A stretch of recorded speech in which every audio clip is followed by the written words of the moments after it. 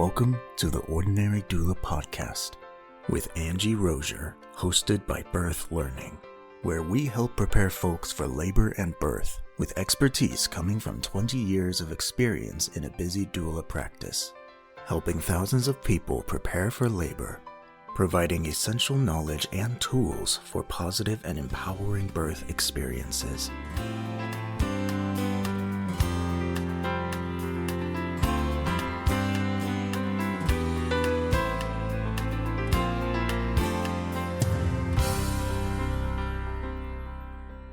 Welcome to the Ordinary Doula Podcast. I'm Angie Rosier, your host. We are hosted by Birth Learning. Today we have an awesome guest with us, somebody who is a guest speaker at all of our doula trainings, and I love learning from her every single time. I'll let her introduce herself and a little bit about what she does. She is doing some amazing work and making great changes for everyone as she educates not only providers and people, but the birthing world about some very awesome, simple things we can do to make things better. So Brittany, I'm going to turn the time over to you to introduce yourself, and then we'll talk about what our topic will be today. Awesome. Thank you for having me. So my name is Brittany Sharpe McCollum. I own Blossoming Bellies Holistic Birth Services based out of the greater Philadelphia, Pennsylvania area. I'm in South Jersey, just over the bridge from Philadelphia, but all my in-person classes and workshops are taught out of Philadelphia. I've been doing this work for over 16 years. I'm an educator, a doula, lactation counselor, pelvic biomechanics educator, and my focus is really on labor physiology, advocacy during both prenatal care as well as labor and into postpartum, and then understanding pelvic biomechanics, which is how we can create that space in the pelvis to keep labor progressing, to decrease intervention rates, to restore autonomy to the person giving birth. I work with expecting parents. I teach a lot of childbirth education, and then also I'm a doula as well, so I go with people in labor and provide support. And then I also get to work with perinatal professionals, which is a really cool thing to be able to kind of see things from both sides. I get to travel all over to do workshops on incorporating effective movement into labors with and without an epidural. I also do some workshops on like labor physiology, evidence-based decision-making, and so forth. So I love what I do. I got into this work after my first son was born, so he's 17 now. And really my goal in getting into this was to help people know their options, to know how to effectively communicate with their providers, and to kind of better understand how to navigate the system in which we're birthing. The system is really set up for a one-size-fits-all approach, and a lot of our terrible statistics reflect that. And I think one of the things that can make a big difference in terms of outcomes is providing more of an individualized type of care to people laboring. And so that's really kind of at the heart of what I do to both, provide education to parents as well as work with professionals, is to kind of take more of an individualized approach to people's experiences, so that they can feel more in control of the process and in control of the decisions that are made during the process. And also we can see that reflected in better outcomes and better statistics. So that's what I do. And I have 4 kids now. So I have my oldest, who I mentioned, is 17, and then 11, 8, and 2 as well. So full house over here. Awesome. I love that you have a caboose. I have a couple cabooses myself. It's so fun to do it all over again. Yes. With the different eyes. So yes, awesome. Yes. So today we're going to be talking with Brittany about 3 tips for labor progress. And I'm excited to hear what these are. So Brittany, share tips with us for labor progress. So when we were talking about topics, I was really thinking labor progress is so important, right? We talk about this all the time. I think as educators, as doulas, we talk about this, but a lot of the things that we hear are the same, which is super helpful still. But I was like, what kind of tips could I provide that might be a little different than what people are getting somewhere else? So the tips that I have are maybe a little bit more unique than what you might get out of your average social media account or something like that. But I think these are tips that are really helpful and should really support people no matter how they are choosing to labor, with or without an epidural, induction, spontaneous labor, whatever. So my very first tip is going to be to understand the place where you're birthing. So this means understanding not only their statistics, but their individual practices, the volume of births that they do, the number of rooms that are available, what your individual provider group does, like what is their common practice. Because the more information that we have that can provide insight into maybe why certain interventions may be done more often, or why people may be given more or less time in labor, all of this is going to really help us figure out how to navigate that system a little more easily. So for example, I've been bringing this study up a lot recently. It's come up recently in a lot of conversations I've had. But there was this study that was done by Neil Shah. He's a Harvard professor and OBGYN. And he did a study that looked at labor and delivery wards around the country. And the study was trying to determine whether the volume of births that were done at different hospitals correlated to the number of rooms that were available. And what the study found was that there was no correlation between the volume of births that a hospital was doing and the number of rooms that are available. And that might seem like, well, what does that matter? It matters because if we have a birthplace that's doing a high volume of births and they have very few rooms available, there is definitely going to be a greater push for intervention. There's going to be less opportunity for time in labor. And therefore, we might need to think outside of the box in terms of ways to encourage labor to progress. And that might be where you find those like more kind of common tips, things like stay home until active labor, that sort of thing, or, get an epidural at X point in labor, that those sort of tips.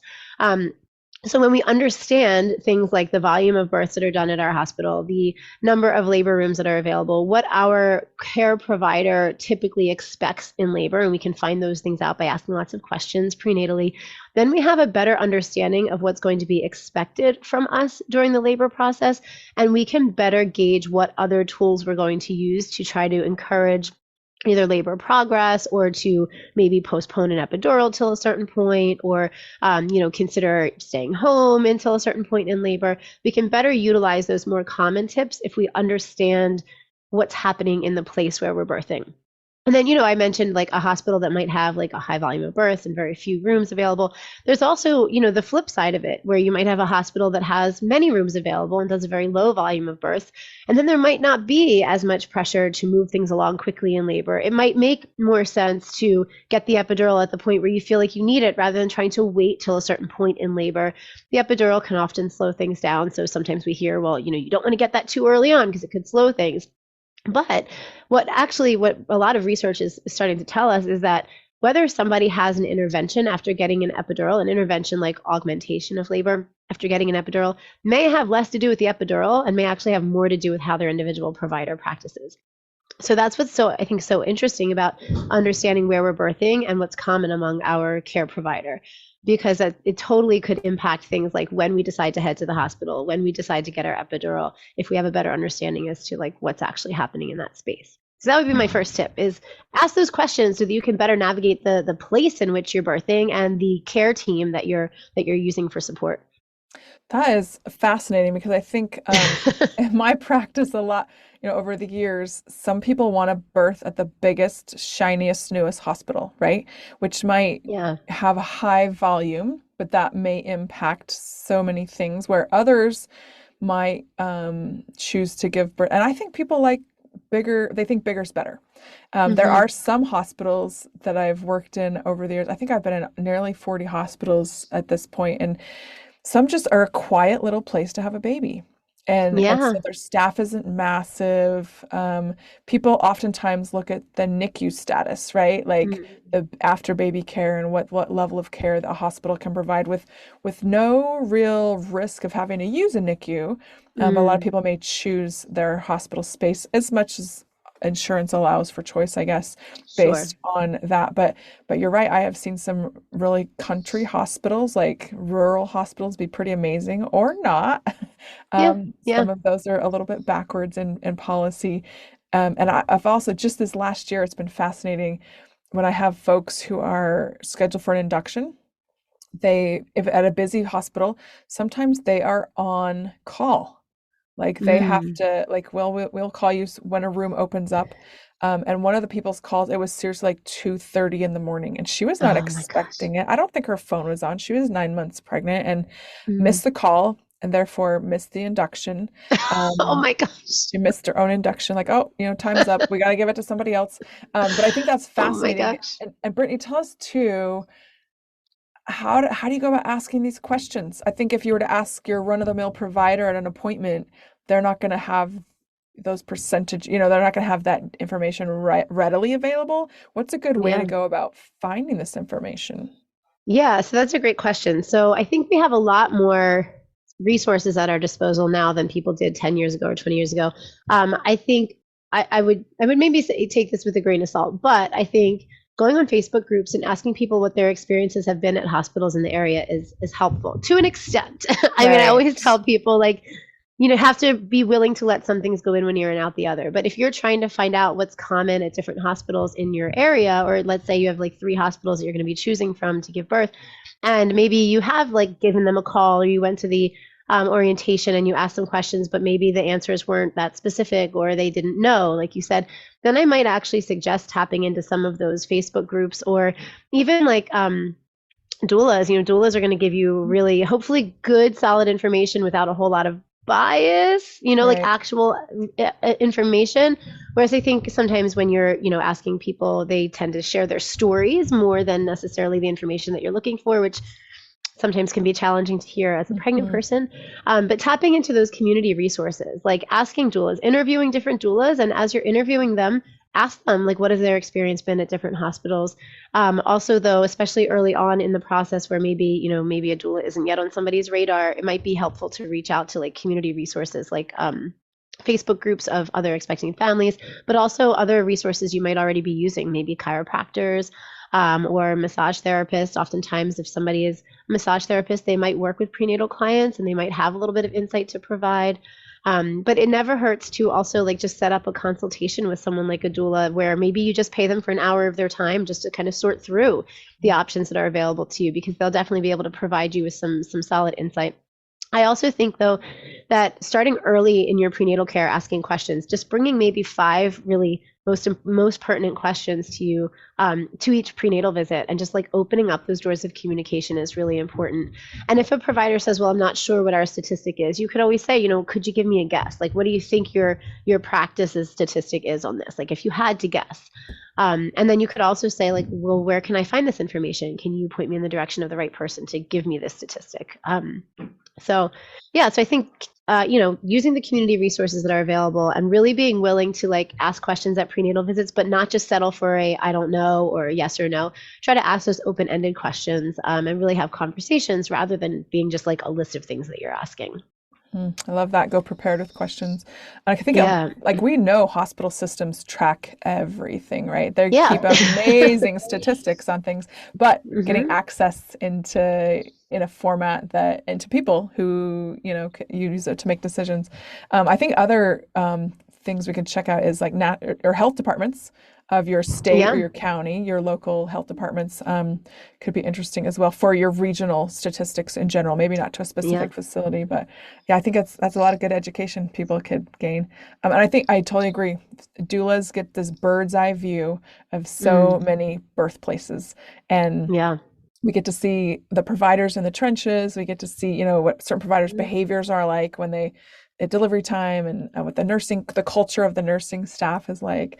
So yeah, Yeah. doulas can be a great resource for that. I love that. Yeah, absolutely, absolutely. And I think, there's a lot of value in hearing the stories of other people that have given birth. The only reason I say take it with a grain of salt is that sometimes we hear bits and pieces of people's stories that maybe are their perspective on what happened without all of the details. And sometimes that can really affect us in pregnancy and make us like feel more scared or anxious or something like that. So we want to be careful about that. But also, I think, if you hear overwhelmingly of like negative stories about X hospital, well, then maybe that's going to impact your decision to give birth there. And that can be helpful too. So just tapping into those resources is helpful.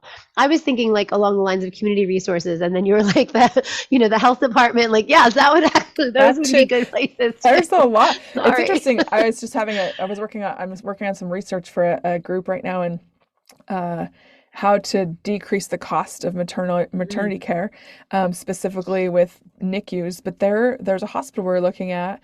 Great hospital, awesome set of midwives. Like it's a good culture from a doula standpoint. But they had for several years they were pushing visits to the NICU for their bottom line, right? So their parameters of like, here's the babies that need to go to the NICU got really narrow. So, maybe at another hospital, the baby with this respiratory rate or this APGAR score or whatever was fine to stay in room with the parent. But at this hospital, they narrowed their parameters to increase their bottom line because NICUs, oh my gosh, they can make a lot of money when a baby's in a NICU for any period of time. So I think digging down to that is, that's in the responsibility of the consumer. The information's out there, and dig into it a little bit and find. I love that. We could do a whole visit on that. That's fascinating. Yeah. And one of the things I know you've heard this saying before, I think we hear in the doula community all the time, is that people spend more time like researching how to renovate their bathroom than they do researching about their birth. And a lot of times people are like, well, I love my OB, so I'm just going to go where my OB catches babies, which is a good starting point. But your OB may very well not be the person that catches your baby. And then all the time, that happens all the time. Yeah. Yeah. And then you are, subjected to people that you don't have relationships with. And now it's like, you could have gone somewhere else and had maybe a more positive experience, and developed a relationship with the provider. So yeah, we got to kind of start thinking outside the box a little bit in terms of where we choose to give birth and really understanding that place of birth that we're headed to. So perfect. Yeah. Great tip. Yeah. Thank you. Okay. What's next? Yeah. So next, and this is one of my favorite things to talk about. So this is redundant for you. I'm sorry, but move often. Good. Frequency of movement is so important. And like we say all the time, people think that if they have an epidural, they can't move. Could not be further from the truth. Movement needs to be part of all labor experiences. And we're not just talking about big movements like all fours or squatting. We're talking about simply doing things in any capacity to shift pelvic space. So changing how the thighs are positioned, changing how the lower back is rounded or arched, creating asymmetry on one side and then asymmetry on the other side. Asymmetry could be side to side. It could be front to back. It could be up and down. There's so many options. And if we think about utilizing props, particularly with an epidural, things like the peanut ball, the squat bar, the cub, if that's available where people are birthing, then we actually can really change up the position pretty significantly. But even without a whole bunch of fancy props, you can still do different things with your legs. You can still do different things with the angle of the hospital bed.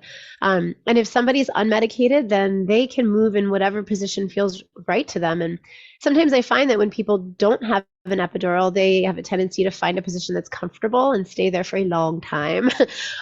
So even in a position that's comfortable, let's think, how can we shift the thighs a little bit? Could we stagger the legs? Could we open the thighs out? Could we tuck the thighs in? Could we, elevate a knee up on a yoga block or a folded pillow or something like that?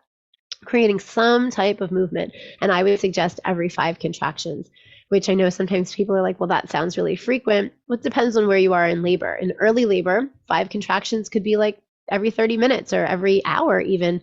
And most people are moving their body in some way every 30 minutes to 60 minutes, normally, even, especially in pregnancy. So doing that in labor shouldn't be a stretch. And then as things progress into labor, like you move into let's say the transition phase where contractions are coming every 2 to 3 minutes. Well, that could be changing position every 10 to 15 minutes. But it's not that we're necessarily like exhausting ourselves with position changes. We're just focusing every 5 contractions. I'm doing something subtle, but different than what I was doing before.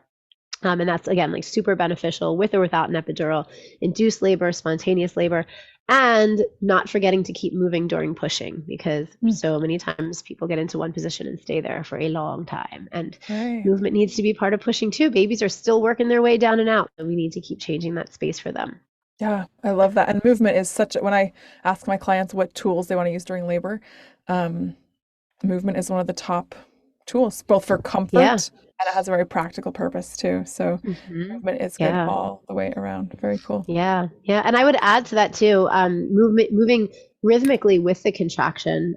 So not only like changing up the position, but also when you're having the contraction, rocking your hips side to side, or doing pelvic tilts like front to back, or if someone is in a lunge position, like leaning into and out of that lunge, or like we talk about a lot with the peanut ball, moving the peanut ball when it's between the legs, so like rocking the peanut ball, circling it, so that we're incorporating some rhythmical movement during the contraction. So when the uterus is squeezing around the baby and the baby is incrementally moving down, we're shifting that space for the baby to make the most out of every contraction. So that's an important piece of it, not just changing position often, but actually incorporating rhythmical movement with the contraction. Yeah. That was like a 2-for-1 tip. Love it. We'll take it. Yeah. Perfect. Okay, what's tip Yeah. number 3? Okay, so my third tip, and this is another one that's I think a little bit outside the box because I'm trying to not give you the same tips you hear everywhere else. Good. But this would be to make sure that your primary support person is well educated about birth. I know it's probably like, well, how the heck does that relate to labor progress? It relates in a huge way because if they understand the physiological labor process, what labor looks like from the outside at different phases, what people do, how they respond to their contractions, then they're going to be better able to understand why it might be a good idea to stay home until active labor is established. They might be better able to tell when someone's in early labor versus active labor. So they can just be a better kind of guide for the process and be a lot more calm in their approach if they have that education behind them. Sometimes people will ask me, does my partner come to birth class with me? Yes, yeah, absolutely, because they're going to need to have all of this knowledge because if they have zero knowledge about birth or only what they've seen in TV shows and movies, they're probably going to be freaking out when you're in labor. And that makes everybody feel more stressed. And they're going to head to the hospital a lot earlier than they were going to otherwise. And then as soon as they get there, if things aren't moving along, they're going to have to make a decision. Do they head back home where everybody was stressed and freaking out? Or do they stay and then have that pressure to augment labor or, even induce depending on where they are in the process? So having a partner that understands the labor physiology is huge, but not just labor physiology. I think the partner also needs to understand how they can be a support person during labor. So the comfort techniques that they can help employ, the way that they can provide guidance for movement. And, things that are physical like counter pressure and massage are great to understand too. But if somebody doesn't want to be touched, they also have to have other things in their toolbox. Like they need to be the reminder to go to the bathroom frequently, the reminder to stay hydrated. They need to offer snacks here and there because research totally supports being able to eat and drink freely in labor with or without an epidural.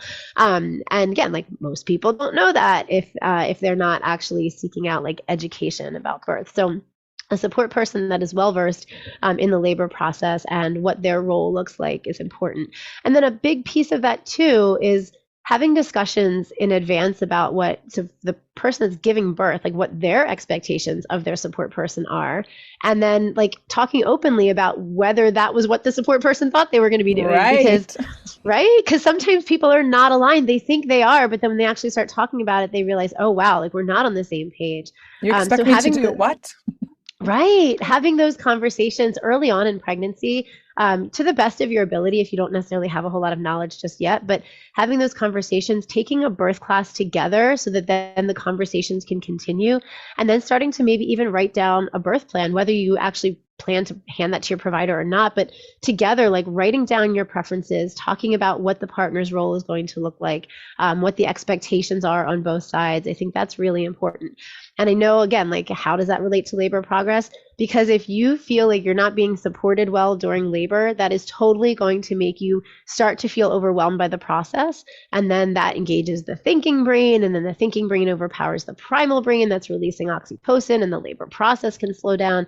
Then we can wind up in a situation where we're accepting interventions that may not have been necessary, and then that brings potential risk. So if we have a solid support team around us that is knowledgeable and educated and feels confident in their role, then it can put us at ease as we're laboring, which can help to allow those hormones to flow and keep labor progressing. So it does all tie into labor progress. Yes, it does. And I think too, the experience of the partner, we don't, oftentimes we don't give that enough credit. The partner's having experience. And I think a well-prepared partner is going to have some tools to use, going to understand and be able to anticipate, because I'm sure you can say the same, but a lot of times partners will have birth trauma. And as a doula, we want to prevent that for anyone. But when partners are well prepared, that can be a great tool and make it easier for both of them, both of their experience. Absolutely. There's a series of surveys that were done in California called the Listening to Mothers surveys. And one of the things that they looked at was birth satisfaction, which is so interesting because so much research does not take into account birth satisfaction. And they actually found that when partners were more involved in the laboring process in terms of providing support and being part of decision making, that it improved birth satisfaction for the partner and the person giving birth.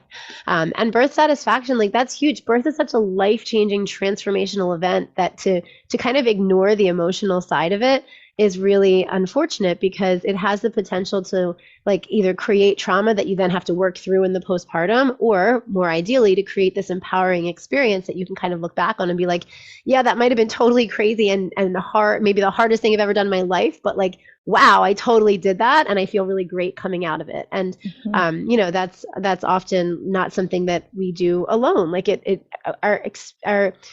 our perspective on our experience has a lot to do with the type of support that we had surrounding us. And again, though, also to tie it back to partners, like partners feel more satisfied with the experience when they feel like they had tools to use and felt confident in their role. They didn't feel helpless, but they're part of a positive part of the process. Absolutely. Yeah. And that can be a hard thing. Go ahead. That emotional piece too, our systems are not set up to address emotional needs very well anyway during labor. They're all about the medical needs, the life and death of the situation, but not because we sit with that, anyone who delivers a baby sits with that experience for the rest of their lives. So the emotional part, I mean, that's what doulas, kind of one of our specialties, of course, but but even folks without doulas can go in much better prepared and have hopefully a better emotional and physical experience. Yeah, absolutely. And it's a hard thing, I think, for partners to feel helpless. And it's a hard thing for people that are laboring to like feel like their partner is like kind of feeling helpless. Like that's a hard dynamic. One of the things that I talk a lot about in birth classes is how even if you're at a point in labor as a partner where you feel like you're doing nothing quote unquote right, just simply by being there and like not leaving their side, like you are there should they need anything, you're doing everything right. Like that, sometimes that is all it is. And like the second you leave the room, everything's going to fall apart. So you need to stay right there.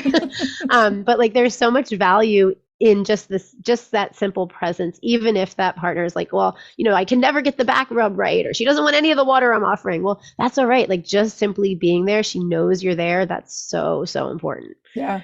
And I think being present, not just physically present, but completely present, right? Emotionally present, being attuned to those needs, which sometimes I've had partners, I love it when they say this, like labor's boring. Like, it's hard to be patient for a day or two sometimes. It's hard. But that completely present is a huge tool. So definitely. What a great tip, Brittany. I love that. And those 3 tips are so different from each other, which is awesome. Good. I love it. That's what I was aiming for. They're all hitting on important pieces for folks to know about and prepare for. So yeah. And then hopefully you can tie in the other more common tips, like, staying home until active labor and things like that. You can find those things anywhere. So I love these share 3 something a little more insightful. Okay, state them one more time. Give us 2 more time. So our first one is truly understand the place where you're birthing. So that means not only like, it's on like, Spruce Street or whatever. No, like we need to understand actually like what's happening in that place. What is their volume of births? How many rooms do they have available? What is my provider's kind of common way of practicing? So really gaining insight specifically into the place where you're birthing. So that could be statistics. It could also be talking with doulas and other community resources about, what is actually happening within those walls. So that's a huge one, truly understanding the place where you're giving birth. The next one is move often. I usually suggest every 5 contractions, but also not only moving frequently like that, but also focusing on rhythmical movement within each contraction to really maximize the effect of position changes. And then the last one is make sure that your support person is well educated when it comes to birth, that they understand the physiology, that they have a toolbox full of ways to help you manage the labor discomfort, and then also a whole toolbox full of advocacy techniques as well. And hopefully, based on having that good solid foundation of information, they feel confident in their role as a support person also. So all of those things will help with labor progress. Like movement, like physiologically movement helps with labor progress, but the other 2 pieces are a little bit more of that emotional side of things, which is going to help the process to unfold in a way that is positive and empowering, but also literally to help keep the process unfolding so that big thinking brain doesn't have to get in the way and overanalyze things in labor, but instead you feel comfortable in the place where you're birthing, you feel comfortable with the choices that you've made, and also you have a support person that's by your side that has a full toolbox ready to use for your labor, and also they feel really confident in that role. So that helps that person that's laboring to feel a lot more at ease and let all those good hormones flow. Perfect. Awesome. Yeah. Thank you for these great tips. That's going to help our listeners be able to have that positive, empowering birth experience, which is so important for us, that we want everyone to have that kind of experience. So Yeah. Brittany, thank you. Tell us again where we can find you. Sure. Thank you for having me today. You can find me on social media at Blossoming Bellies Birth. So I'm on Facebook, Instagram, and TikTok. And then you can also check out my website, which is blossomingbelliesbirth.com. And there's lots of resources on there, from webinars, many of which are free, to childbirth classes. We have in-person classes in Philadelphia. We have live virtual classes, which people join from all over. And then a bunch of self-paced courses as well. And then I have workshops for perinatal professionals on there too. So lots of good stuff to check out on there. Yeah, great resources. Thank you for the work Thank you do in our community. It's important. We appreciate it. Thank you. Thank you. You too. Thank you so much. Thanks for being with us.